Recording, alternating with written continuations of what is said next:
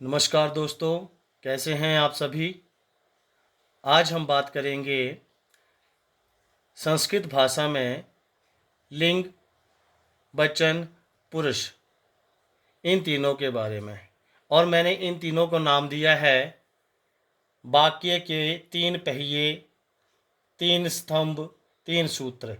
तो वाक्य के तीन पहिए मैं कहूँ, यानी वाक्य को मैं बोलूँ कि वाक्य रथ है, तो ये तीन पहिए हैं, यानी कि लिंग, वचन और पुरुष। उसी तरह से क्या है, वाक्य के प्रमुख तीन ये स्तंभ हैं। स्तंभ इसलिए हैं क्योंकि वाक्य जो है, वाक्य का निर्माण इन्हीं तीन स्तंभों के ऊपर होता है। ठीक है, बात करते हैं त्रिसूत्र। मैंने नाम दिया है, तो त्रिसूत्र का अर्थ है कि ये जो तीन सूत्र है, लिंग, वचन और पुरुष, ये वाक्य को बांध कर रखते हैं। ठीक है, और मैंने अपने थंबनेल में बोला है तीन सच्चे और पक्के मित्र, मैं इनको कह सकता हूं। तो मैंने बोला तीन मित्र। ठीक है, अब दोस्तों बात करते हैं सबसे पहले लिंग की। ठीक है, तो लिंग को क्या कहेंगे? शब्द का प्रकार, रूप, शब्द की पहचान। तो शब्द की पहचान यानी कि जो वाक्य में शब्द है वो पुल्लिंग है, स्त्रीलिंग है या नपुंसकलिंग है।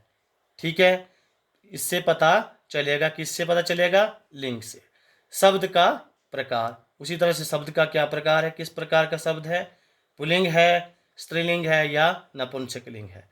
उदाहरण दिया है साथ में, राम, सीता, फल।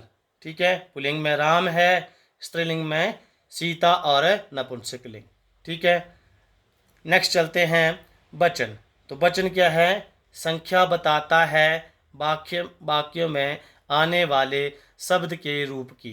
तो शब्द के रूप की मतलब, रूप क्या है कि जो रूप है वाक्य का, वाक्य में जो शब्द है उसका जो रूप है वो क्या है? एक वचन का है या द्विवचन का है या बहुवचन का है, यानी उसकी संख्या क्या है, एक है, दो है या तीन है। ठीक है, अब चलते हैं पुरुष। तो पुरुष क्या है? पुरुष को हम कहेंगे कर्ता। वाक्य का जो कर्ता है उसको हम कहेंगे पुरुष। तो पुरुष में आ जाएगा प्रथम पुरुष संस्कृत के लिए, मध्यम पुरुष और उत्तम पुरुष। ठीक है, ये तीन पुरुष हो गए। उसी तरह से देखें आगे क्या है, प्रथम पुरुष में क्या आएगा? जैसे वाक्य में आपको पता है, कोई वाक्य है या जब हम किसी से बातचीत चलती है तो उसमें क्या होता है, सबसे पहले आप समझें कि जिसकी चर्चा हो, यानी कि जो दो व्यक्ति बात कर रहे हैं और जिसकी वो बात कर रहे हैं, तो उसको हम कहेंगे यहाँ पे प्रथम पुरुष में आएगा। तो जैसे सा, तऊ, ते, यानी कि वह दो, वह सब।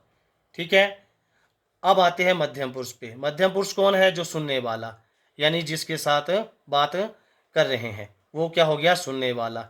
तो संस्कृत में आ जाएगा त्वम, युवाम, यूयम, मध्यम पुरुष। ठीक है, तुम दो, तुम सब। उसी तरह से बात करते हैं उत्तम पुरुष की। तो उत्तम पुरुष का अर्थ है बोलने वाला। बोलने वाला कौन? यानी कि मैं या हम या हम दो। तो उसके लिए संस्कृत में अहम, अवाम, वयम। दोस्तों को ऐसी मेरी कोशिश आपको कैसी लगी?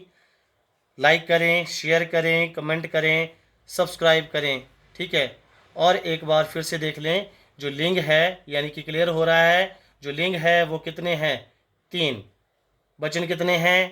तीन। और पुरुष कितने हैं? तीन। धन्यवाद।